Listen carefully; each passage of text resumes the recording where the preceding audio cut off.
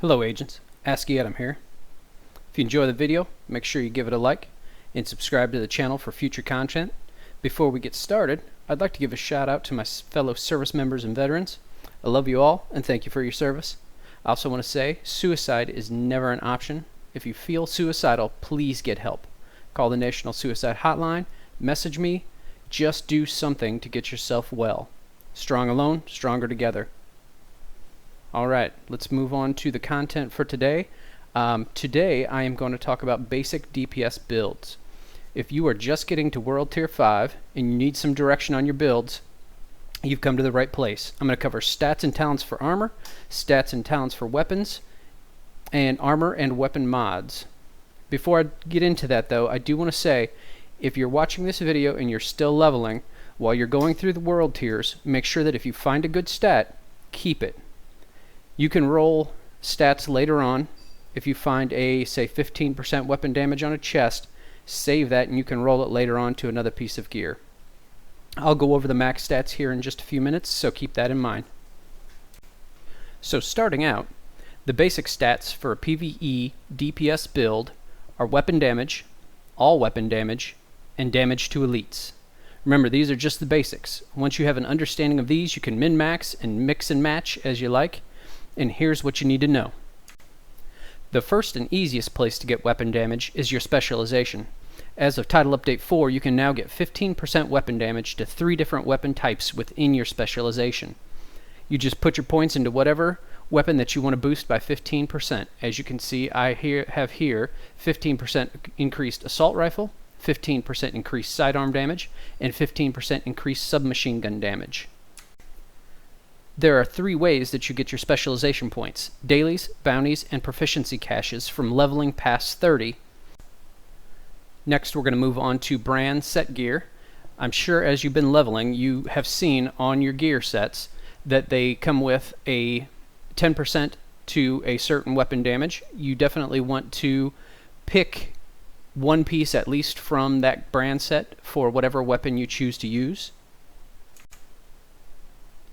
Now we're going to move on to the different pieces of gear that you can roll weapon damage or all weapon damage on. And that is all weapon damage you can get on your chest and backpack. Specific weapon damage, such as AR or LMG damage, can only roll on gloves, and damage to elites can only roll on the mask. We're going to start with damage to elites on the mask. The mask is the only place that can roll damage to elites. Damage to elites boosts your damage against any yellow bar enemy. Damage to elites maxes out on high-end gear, which is the yellow gear, at 51%. On set gear, the green gear, you can roll it to as high as 55%. This is the only piece of gear that can roll with damage to elites. If your focus is PvE, you want to get damage to elites on your mask. Once you start doing harder content, you're going to see more and more elite enemies. So damage to elites is a vital stat. Every single endgame build has damage to elites at least to 60-65%, many much higher than that. I have seen as high as 100% or more. Moving on to all weapon damage. All weapon damage boosts any weapon that you're holding, just as it says, all weapons. And that can only roll on the chest and the backpack. So as you can see on my chest, I have 15% weapon damage. It has been modified to that. If I find a piece of gear, a chest piece, that has over 10%, it's going in my stash. I'm keeping it because they don't come around that often, so you're going to want to keep that. On the backpack, it can roll as high as 14.5%. So even there, if I find something 8, 9, 10%, I'm going to put that in my stash to roll onto a piece of gear later on. So remember, all weapon damage rolls on chest, backpack, damage to elites on the mask. As far as weapon-specific damage, that only rolls on gloves. As you can see here, I have 10% assault rifle damage on my gloves. And that, again, is the only place that weapon-specific damage rolls. The roll can go up to 12% for whatever weapon that you choose, whatever you find. In my stash I have about a 12% for every single different type of weapon that I keep just in case I want to change my build up. Now we're going to move on to talents. No doubt getting to World Tier 5 you've seen some talents on gear. Specific damage talents are Berserk, Unstoppable Force, and On the Ropes. As you see here, I am running Berserk on this chest piece, and what that does is 10% weapon damage for every 20% max armor depleted. It requires 7 or more red, which you can tell over here. I've got 10 red, 7 blue, and 0 yellow. Unstoppable Force requires 7 blue, and what that does is killing an enemy grants 2% weapon damage for every 25,000 max armor. On the Ropes, on the other hand, that requires 7 yellow, and while both of your skills are on cooldown, you get a 25% weapon damage increase. I do not like On the Ropes. A lot of people do run it, but I do not like having to micromanage my skills while I'm shooting. You have to drop your chem launcher heal, and then whatever you're running as your second skill, those always have to be counting down in the cooldown for that to be active. If you want to give it a try, give it a try. A lot of people use it. I just prefer not to. That can only roll on the backpack, and Unstoppable Force and Berserk can only roll on the chest piece. As you can see, I am running Berserk on my chest piece, and the reason that I prefer Berserk over the Unstoppable Force is because when you're fighting, you almost always are not at max armor. It's very hard to stay at max armor in this game, so I don't even pay attention to it. Some people will try to build up their health, and they will try to manage without armor with some different talents. I just let it give me extra damage when my armor goes down, which is almost always. I'm always healing a little bit and losing some armor. Every time you're popping out of cover, it seems like you're losing some armor. So you almost always have this buff up to for 10%, 20%, 30%, 40%, all the way up to 50% for no armor. You almost always have the buff up. The way that Unstoppable Force works is you have to kill an enemy to get the buff, and then it lasts 10 seconds. It does not refresh on kill, so the buff has to drop, and then you have to kill another enemy for it to come up for another 10 seconds. And so a lot of people do use Unstoppable Force. I just prefer to go with Berserk and just play with it like it's not there. I just don't even bother looking at my armor. If I need to heal, I heal. If I am low on armor, I drop a chem heal, and it takes me up about half, but I'm still getting more of a buff with Berserk at half armor than I am with Unstoppable Force with the amount of armor that I have. The next talent I'm going to talk about is Hard Hitting. It can roll on any gear piece, and ideally you would want it on a few pieces, if not all of them. If you have 40% damage to elites on your mask, adding 3 pieces of Hard Hitting would bring you up to the 70% sweet spot for endgame content damage to elites. And when I say damage to elites, or hard hitting, it is here under the talents, and each hard hitting gives you plus 10% damage to elites. One other option for talents is the talent Devastating, and Devastating actually gives you a 5% weapon damage. It's all weapon damage. This can roll only on your holster and gloves as a talent. It's kind of a toss-up as to whether you want to run hard hitting or Devastating on these pieces, so you're either getting 10% damage to elites or 5% damage to everything. And some people go with one, some people go with the other. Everybody has some damage to elites. It's just whether you want to build that up or if you want to build up a little bit more all weapon damage. Now if you notice, I did not mention the holster or knee pads as far as the attributes go, and that's because the knee pads and the holster roll crit chance or some other stat like that. They don't have weapon damage on them, and so those are things, if you know, headshot damage, critical hit chance, those things all are on top of the basic weapon damage and all weapon damage and damage to elites that I'm trying to cover today to show you the basics of the DPS build. Those are all subjective on what you want to try. If you have the basic damage to elites, all weapon damage, and specific weapon damage, these are just going to be icing on the cake to get your DPS even higher.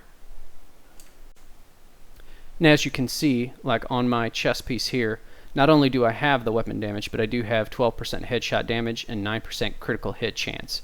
And again, I'm not talking about those today because, you know, that's what rolled on this piece, so that's what I'm taking. And so basically I saw that I had 9% crit hit chance, so really I've kind of built around a little bit more crit hit chance, as you can see on my holster here, 14.5 crit hit chance, and then on my knee pad, 8% crit hit chance. And so really that is just the icing on top of the weapon damage. The weapon damage is the basic stat that you're looking for. Alright, we're going to move on to armor mods.